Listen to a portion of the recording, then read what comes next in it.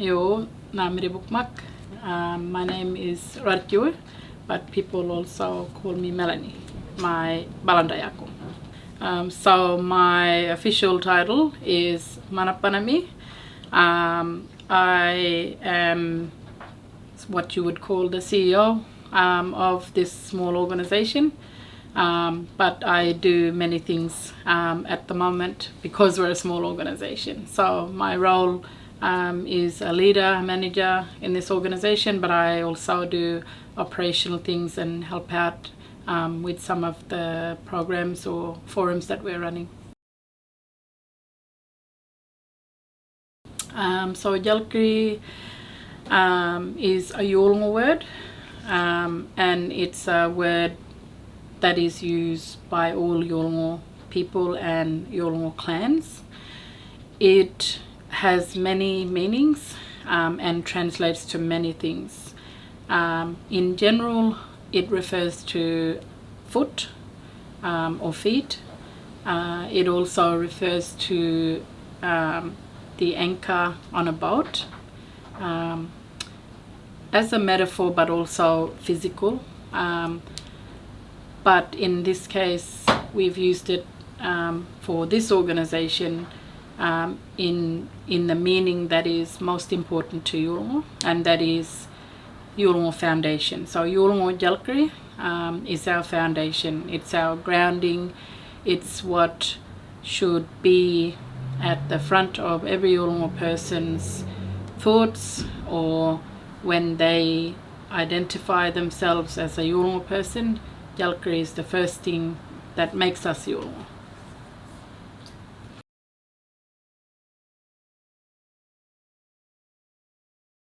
The vision and the ideas that support why Djalkiri exists is because I believe that we as individual Yolŋu people need the space, need the opportunity and the support to ensure that Yolŋu people make decisions for Yolŋu, but also for individuals to live self-determining lives. So Djalkiri's purpose is to provide that space for individuals, and when we can support our individuals and they can identify their own successes, then we are able to look at families and community and support the wider circles of what makes us Yolŋu.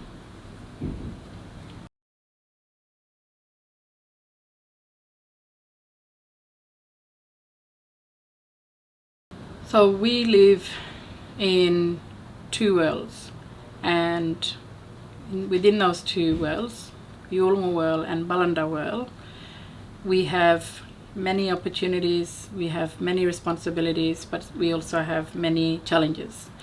And what I would like to see and my hope for this organization is that we're telling young people that we're here for them, that we're giving them space and we're giving them ownership of their journey as a young person, whether it be into a leadership role within community, within organizations, but importantly, what they see as success and what they see as a young person is important to them. So I think it's about giving them back that power and empowering them to own what their future looks like with our support.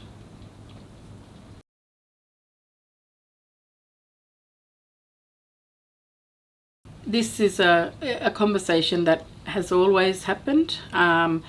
We ask ourselves about our future generation and how do we support our future generation to be the future leaders. And I often reflect on the world that we live in and how it's always changing, and the young people and our youth and up and coming leaders are the ones who are adapting and changing and taking on challenges of this changing world that we live in. And this is both in the Balanda world and the Yolŋu world as well. And I think if we are able to create this space for them to understand and reflect on their impact as individuals, but also as a Yolŋu person within their bigger community, they have the potential to walk in both worlds, to be able to understand and operate in a Western world, in Western systems, but also uphold and continue their responsibilities as a Yolŋu person, and reflect on the importance of their Djalkiri.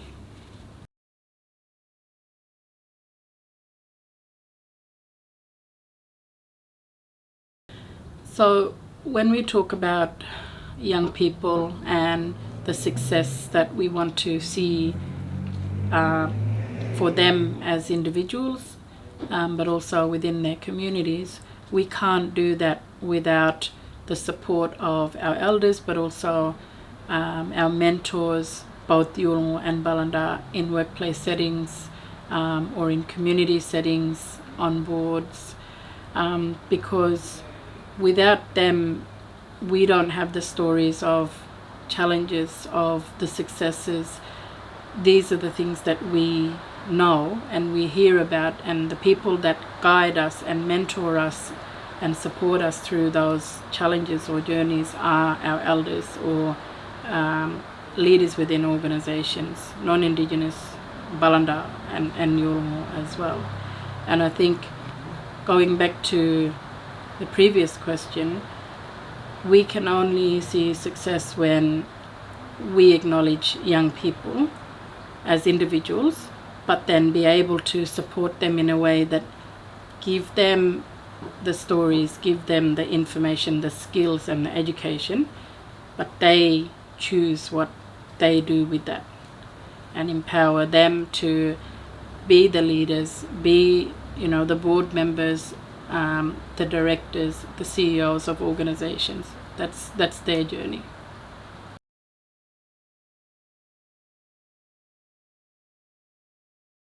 Cotton support, and I know that there's a lot of people that support with the funding that we get from, and the support that we get from Cotton, and this allows this small organization to be able to run programs in the way that we know is going to work as Yolŋu people and people of this region. It allows us the opportunities to work with systems and knowledge that we already have, and we know that we want to implement within this organization, within programs, within our communities that Yolŋu are familiar with, and Yolŋu will jump on board and participate and be proud of what we're trying to achieve. And that's something that most organizations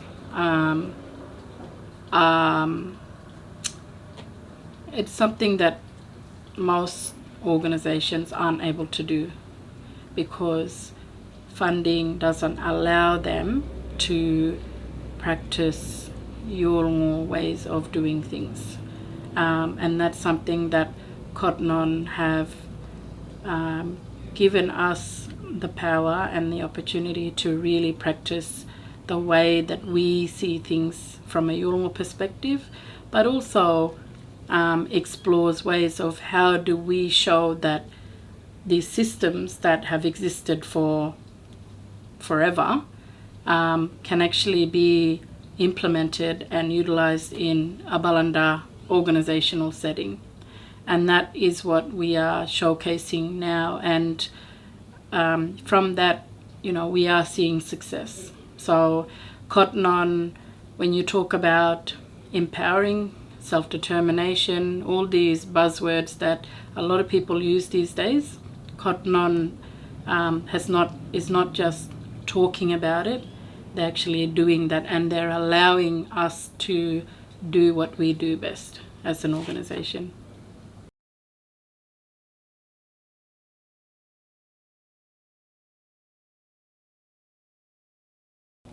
I think the important thing is to allow yourself to believe that success is whatever you make it. It's not something that you write on a wall and then that's what your success is, because it's not a straight journey. Starting this organization was, risky. A lot of hard work, a lot of talking, engaging, a lot of sacrifice, and it wasn't as straightforward. I'm giving up this and I'm going to take on this new challenge. It's been a roller coaster, and so and not just this part of my life and the journey starting up this organization, but the challenge of holding on to your Djalkiri, as well as being able to work in a Balanda world and understand your role as an individual and what is the best way that you can impact or provide support or give purpose or give back to your community.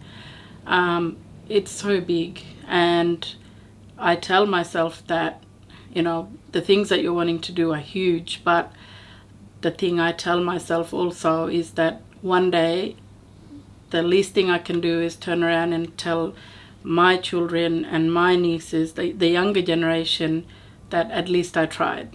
And so, success is something that comes when it happens. It's not something that I set my eye on, but it's often do and learn as you go. And if you're successful, great, that's a bonus, but at least you're trying and you're giving it your best. And I think that's something that that's my message is, if you are wanting to do something, that's up to you, and whatever success means to you, that's yours.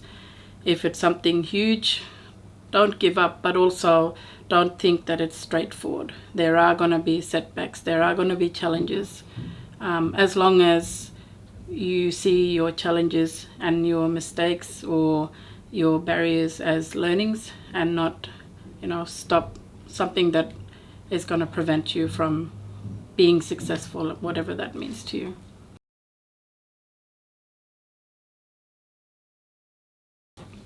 I have so many women in my life, very strong women that have passed away and women that are still here, and women of all ages, and even women who are not physically in my life, but on all these platforms that we watch and listen to, on podcasts everywhere.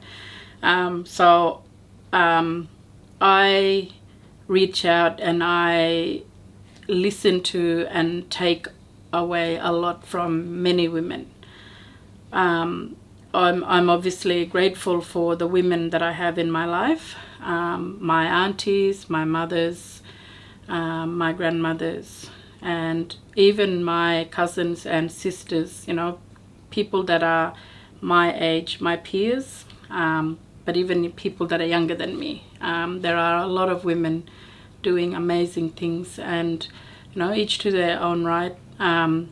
They inspire me in different ways, in many ways, whether it's pungul on the ground at ceremony, or standing up with a room full of strangers and talking about our rights as Yolŋu people, or talking about our challenges and some of the solutions. There are so many women who, like I said, are successful in our community that I look up to. There's no particular one.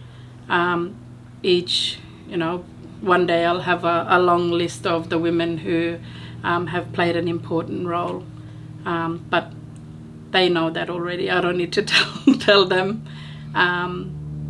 But yeah, if you come to our community, you'll see that women have played an important role in many areas, in many sectors, and I think this is why I am the person that I am today, because I've embraced what they've given me, and I've created my own space of how I would like to acknowledge them and the things that they've taught me.